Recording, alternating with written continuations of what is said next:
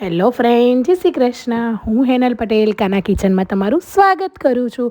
તો આજે આપણે બાળકોના લંચ બોક્સમાં આપી શકાય અને ઘરમાં નાની મોટી પાર્ટી સ્નેક્સ તરીકે ગોલી ઇડલી બનાવી લઈશું. પેરી પેરી ફ્લેવરમાં બનાવીશું, જે એકદમ સોફ્ટ બનશે, હેલ્ધી રહેશે અને બાળકોને પણ ખાવાની ખૂબ જ મજા આવશે. ફક્ત ને ફક્ત 1 ચમચી તેલમાંથી આ નાસ્તો બનીને તૈયાર થઈ જતો હોય છે. તો ચાલો રેસીપીની શરૂઆત કરી લઈએ. તો મેં અહીંયા એક પેનની અંદર 1.5 કપ પાણી એડ કરી દીધેલું છે. અડધી ચમચી કે પછી સ્વાદ પ્રમાણે મીઠું અને થોડું એવું ઘી એડ કરીને બધી જ વસ્તુને મિક્સ કરી લેવાની છે. હવે આ પાણી એકદમ સારી રીતે ઉકળી જાય એટલે અડધો કપ જેટલો ચોખાનો લોટ આપણે થોડો એડ કરતું જવાનું છે ને મિક્સ કરતું જવાનું છે. તો આ રીતે 1.5 કપ પાણીની સામે મેં અહીંયા અડધો કપ ચોખાનો લોટ લીધો છે. તો તમે જો ચોખા તમારે નવા કે જૂના હોય તો એ પ્રમાણે પાણીને એડજસ્ટ કરી લેવાનું છે.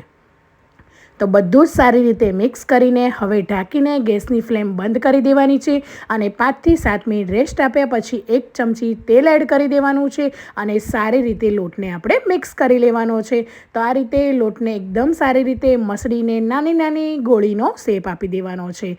આ જે નાસ્તો છે ચોખામાંથી બનતો હોય છે અને આ નાસ્તો ઓછા તેલમાં બનતો હોય છે, એટલે તમે બાળકોને લંચ બોક્સમાં પણ આ હેલ્ધી નાસ્તો આપી શકો છો. તો મેં અહીંયા બધી જ આ રીતે નાની નાની ગોળી કરીને તૈયાર કરી દીધેલી છે. તો આપણી પેરી પેરી ગોલી ઇડલી માટેની ગોલી ઇડલી તૈયાર થઈ ગઈ છે. હવે આપણે આ ઇડલીને સ્ટીમ કરવાની છે. તો મેં અહીંયા સ્ટીમની પ્લેટ પર આ રીતે પેપર મૂકી દીધેલું છે, કુકિંગ પેપર ના હોય તો તમે તેલ પણ ગ્રીસ કરીને આ રીતે બધી જ ગોલી ઇડલીને મૂકી દેવાની છે. સ્ટીમરનું પાણી ગરમ થઈ જાય એટલે આપણે એને 10 થી 12 મિનિટ એકદમ સારી રીતે સ્ટીમ કરી લેવાની છે.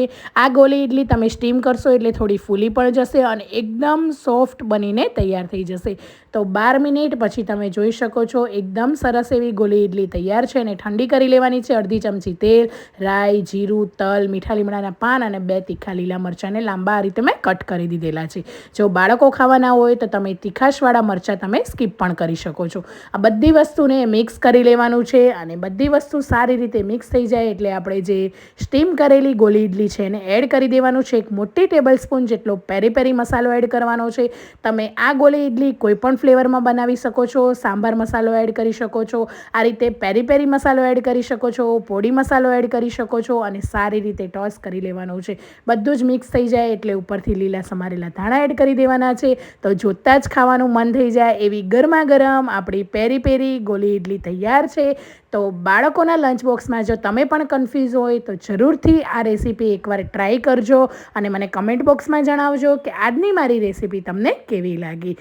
તો આ ગોલી ઇડલી આપણી તૈયાર છે. આ ઇડલીને તમે કેચઅપ સાથે સર્વ કરી શકો છો કે સાંજની નાની મોટી ભૂખ માટે પણ ખાઈ શકો છો. એકદમ પોચી રૂ જેવી અને અંદરથી પણ તમે જોઈ શકો છો એકદમ સોફ્ટ બનીને તૈયાર થઈ ગઈ છે.